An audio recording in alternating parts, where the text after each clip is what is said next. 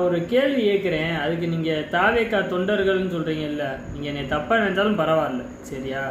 உங்கள் தலைவர் விஜய் கரூரில் அநியாயமாக அவரை பார்க்கறதுக்காக 41 பேர் செத்து போயிட்டாங்க, சரிங்களா? இறந்து தான் போயிட்டாங்க. அந்த இறந்தவங்களை பார்க்கறதுக்கு உங்களுக்கு என்னடா வலிக்குது?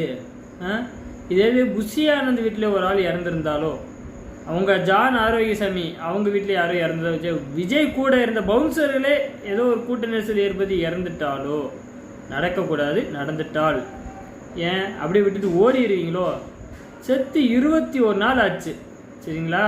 16 நான் காரியம் முடிச்சாதே வெளியே வருவேன் மாதிரி 21 நாள் கழிச்சோம் இன்னும் ஏன்டா பார்க்க போகாமல் இருக்கீங்க தற்குறிகளா அப்படின்னு சொல்லி உங்கள் தொண்டர்களில் சொல்ல விஜயவே தான் சொல்கிறேன்.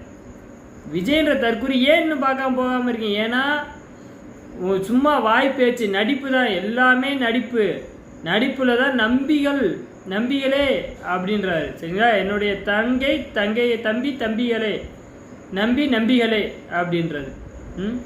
உண்மையிலே சூடு சொரணை வெக்கம் மானம் கெட்ட எல்லாவும் கெட்ட ஒரு ஈன பிறவிதான் விஜய் அப்படின்னு தான் சொல்லணும். ஒரு கரூரில் பாதிக்கப்பட்ட மக்களுக்கு 20 லட்சம் ரூபா அறிவிச்சிங்க, சரிங்களா? அறிவிச்சா போய் சந்திக்கணும்ல மக்களை. ஒரு போட்டு சந்திக்காமல் சும்மா எனக்கு என்னன்னு சொல்லி பனையூர் இல்லத்தில் போய் ஒரு காணொலியை மட்டும் போட்டுட்டு நவதுவாரங்களையும் அடக்கிக்கிட்டு பேசாமல் போய் உட்காந்துட்டு இருந்தாச்சு. ஏன் இன்னும் நீங்கள் சந்திக்க போகாமல் இருக்கீங்க?